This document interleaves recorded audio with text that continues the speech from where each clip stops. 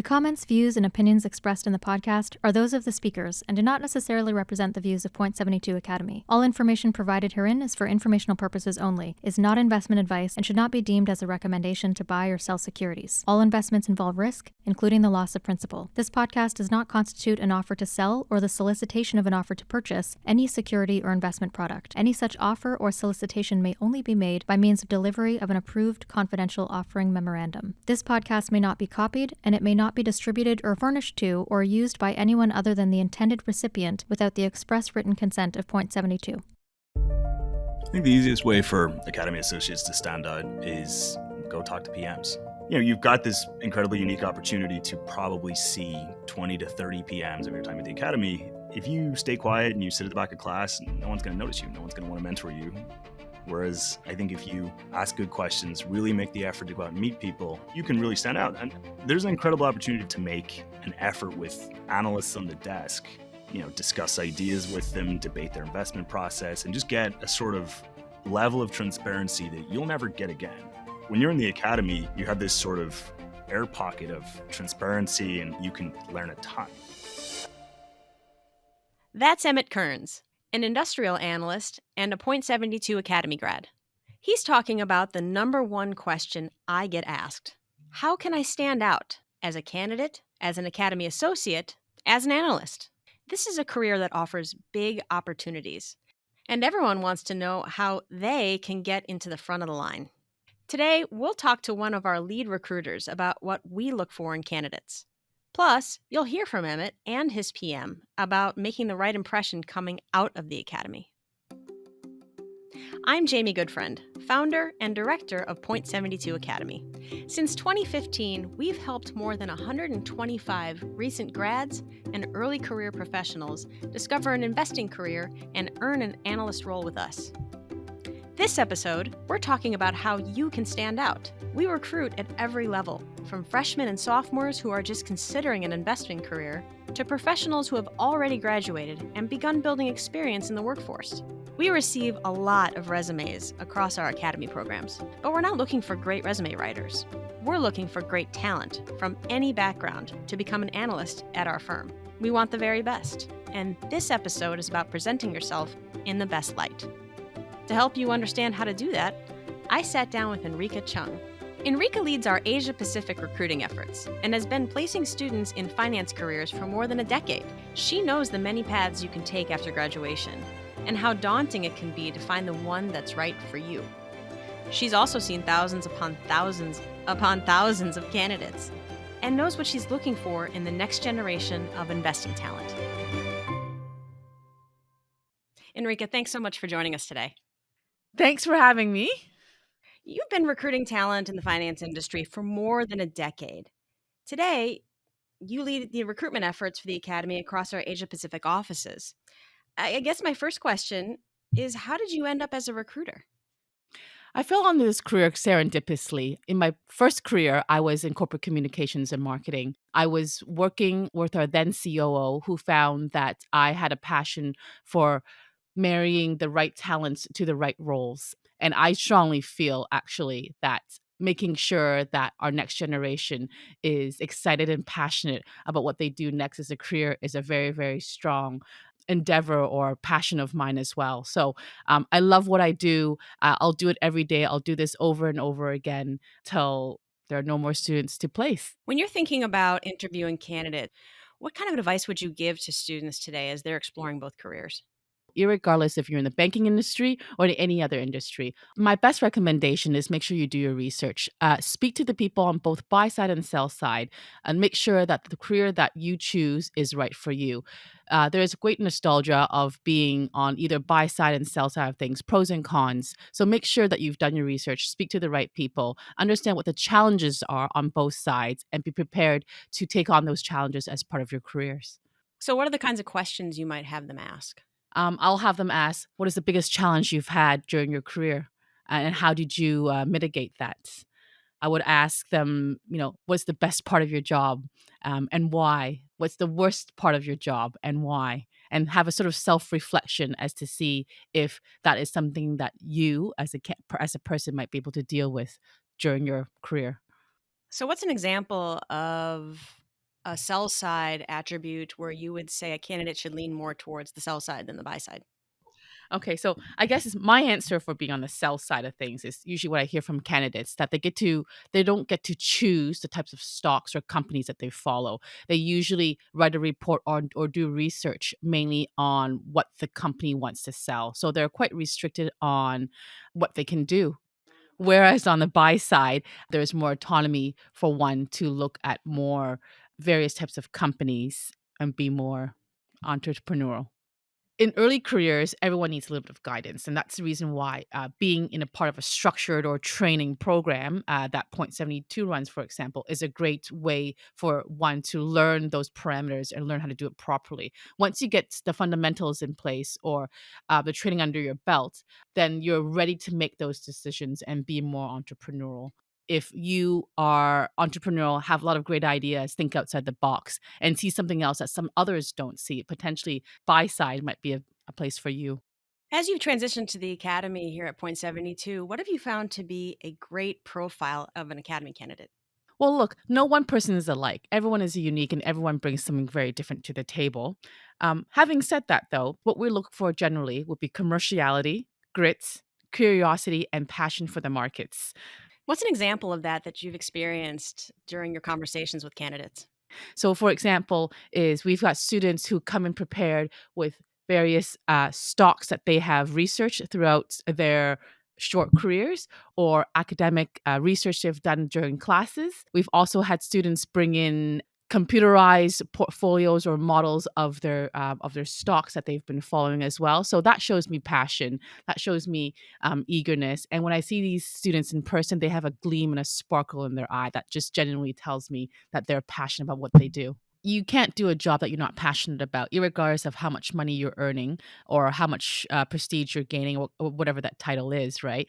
In finance, traditionally, it's everyone pays their dues, they work long hours, rise up to the ranks within the company.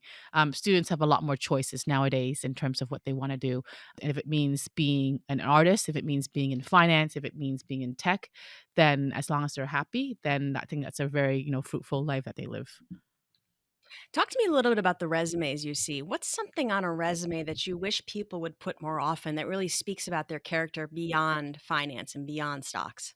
Their extracurricular activities, of course, what they do outside of academics and their internships is very important. What we look for is people or candidates that have a great work-life balance, right?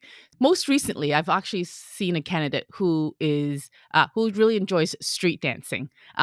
That's a way for her to decompress, not think about work, not think about academia, and just go outside, enjoy the fresh sunshine, and enjoy life. How did you get that out of her? Did she put that on her resume to begin with, or was this something that was revealed during a conversation? When I speak with candidates, it's usually not a very formal interview. It's usually conversations. I like to get to know our candidates, hopefully on a more intimate and a personal level. What else can candidates expect in the application process at Point 72 Academy? What they can expect from an interview process is a very clear cut, transparent process. So, for example, you will be invited to do a questionnaire, a case study, and then ultimately an interview with us. After first rounds of interviews with the Academy recruiter, you'll be then speaking with our Academy coaches, which will assess your technical abilities, your passion for the markets, and what type of investor you'd like to be. Every process is a little bit different, but they tend to have a lot of the very same steps. So, what are some don'ts in applying for this or really any other finance job? Most importantly, don't embellish your CV. We've done this as campus recruiters or academy recruiters. We've done this for a very long time. We typically see through a fake CV or an embellished attributes. For example, you tell me that you are involved into a company stock pitch and you've written a 100-page report about this particular company.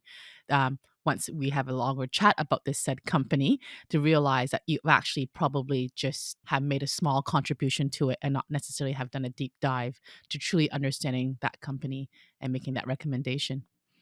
It's kind of like sometimes when people tell me they've read a book and then I realize they haven't really read, past the first half of it. That's correct. Or read the back cover.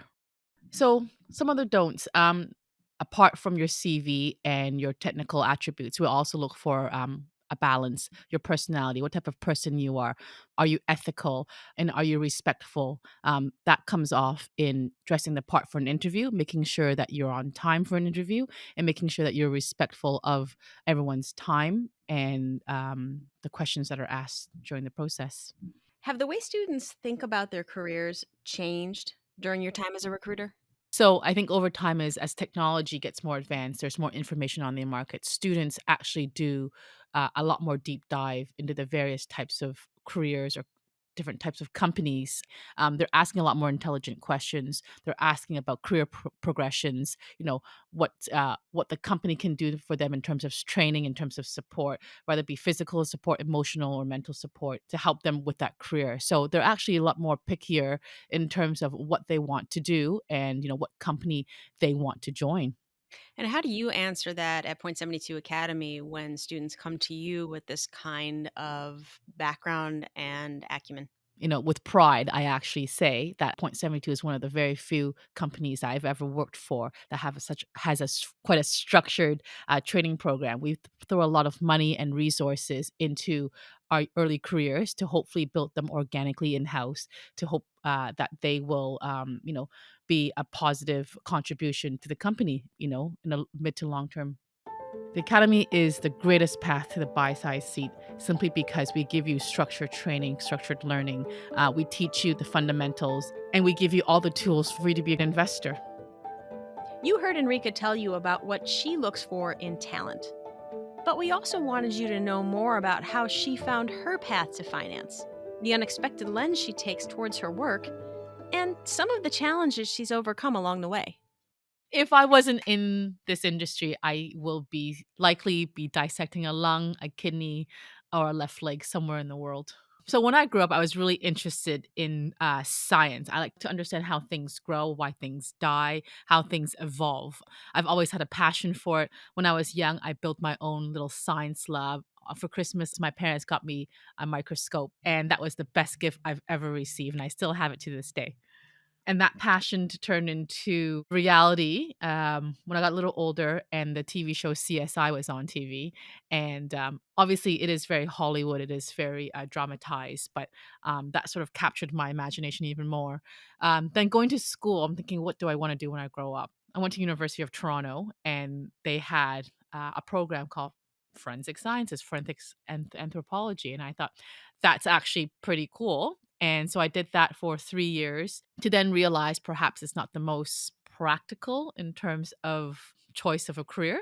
My training as a scientist influences the way I, speak with candidates because I like to look more deep dive, a lot more understanding as to, what their interest is and why, right? That's always asking the questions why, right? To get to the core of why they're genuinely interested in pursuing a career in finance.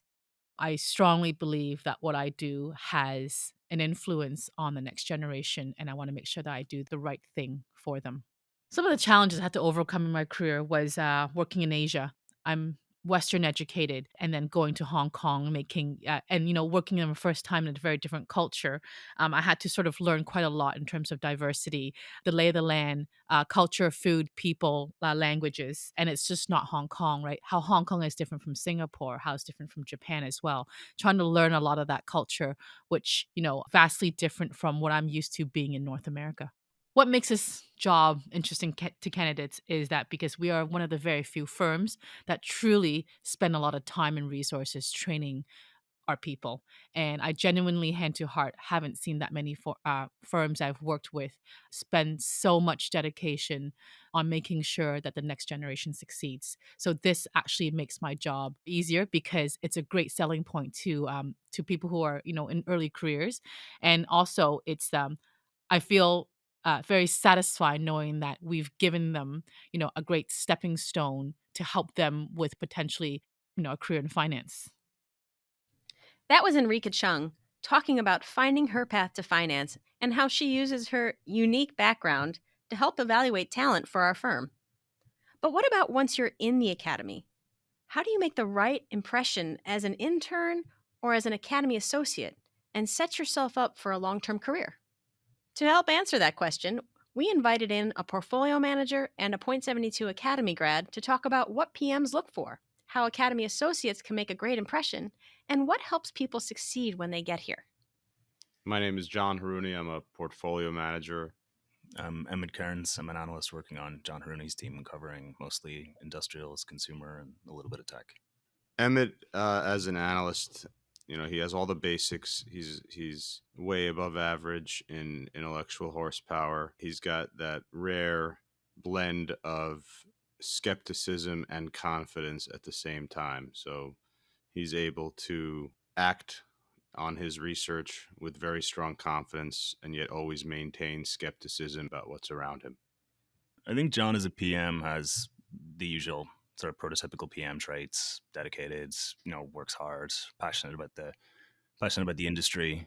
Some of the traits that drew me to John initially were, he was last PM out of the office. He asked great questions. And I think probably a very unique balance of being aggressive taking risk, but I guess humility or lack of ego, and being very comfortable asking the basic questions that everyone thinks they know the answer to, but really don't. We run a very process-oriented team, extremely bottoms-up, fundamentally driven. Within that process, though, we like to give enough investment personality to each member of the team.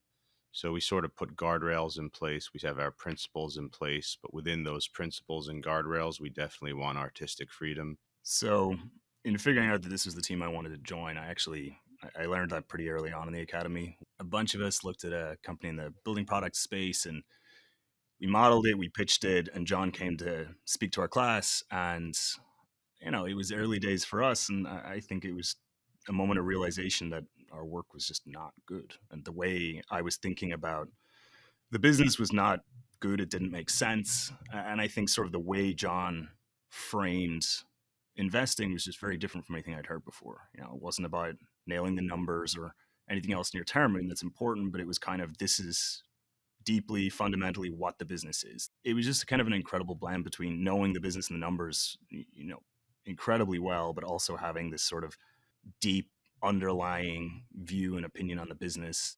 I kind of immediately wanted to join the team. And so I went to Jamie. I said, I want to work on John's team pretty much straight away. And Jamie said that she'd make him the judge for my pitching competition at the end of the academy, and the rest was kind of on me. I met Emmett through I was asked to be a judge in a stock competition for the academy. Emmett was one of the participants in the competition, and I was blown away by the way he pitched, what he pitched, and how he pitched it. I hadn't seen his resume. I didn't know his background. I didn't know much about him at all, but I could tell just from having interviewed so many people in my career that this was a special candidate. And so I sort of knew right when I saw his pitch that the competition wasn't really on my mind. It was, how do I get this guy on my team? I think the academy experience for me was, kind of a wonderful opportunity with a big sort of crash mat underneath you to take risk, try different ways of doing research, kind of explore different industries, just sort of, it's a risk-free sort of exploration exercise. Probably the most valuable part of the academy was having PMs come in and pitch to us and seeing kind of different processes week to week. Gave all of us kind of a chance to, figure out what sort of meshed best with us and find out what sort of team we wanted to work on. And so, there's a lot of variation between different teams, and no process or book is similar, or sometimes in Point 72 even, in any way alike. And so, it was just a wonderful sort of opportunity to avoid taking a massive leap of faith, joining a sort of buy-side seat where I guess it just kind of made a lot more a known quantity, probably how I'd summarize it. I think it's very important for analysts to be constantly intellectually curious, intellectually honest. On my team, we try and leave our egos at the door. In this business, you're going to be wrong a lot, and we try to keep a culture on our team where that's okay. Where, to raise your hand and say, hey, look, I'm wrong here, something changed. That's liberating. And that actually enables you to be right. And if we can create a culture where we're being intellectually honest, where we're being intellectually curious, where we're chasing down the next kernel of knowledge, the next kernel of data, and it's okay to be wrong, that actually enables us to be right. And so that's the culture we want to create, that it's okay to be wrong, that, but always be intellectually curious, always be intellectually honest, and ground your conviction not in your ego, but in the data and in your research. I think the easiest way for Academy associates to stand out is go talk to PMs, make an effort. When you've got this incredibly unique opportunity to probably see 20 to 30 PMs of your time at the Academy. If you stay quiet and you sit at the back of class, no one's going to notice you. No one's going to want to mentor you. Whereas I think if you ask good questions, really make the effort to go out and meet people, you can really stand out. And there's an incredible opportunity as an Academy analyst to make an effort with analysts on the desk and, discuss ideas with them, debate their investment process, and just get a sort of level of transparency that you'll never get again. Because once you're on the desk, everyone's a little bit guarded. No one really wants to break out their best research. But when you're in the Academy, you have this sort of air pocket of transparency, and you can learn a ton. So when I was in the Academy, I talked to as many analysts of the platform as I possibly could, and I think it really accelerated my learning.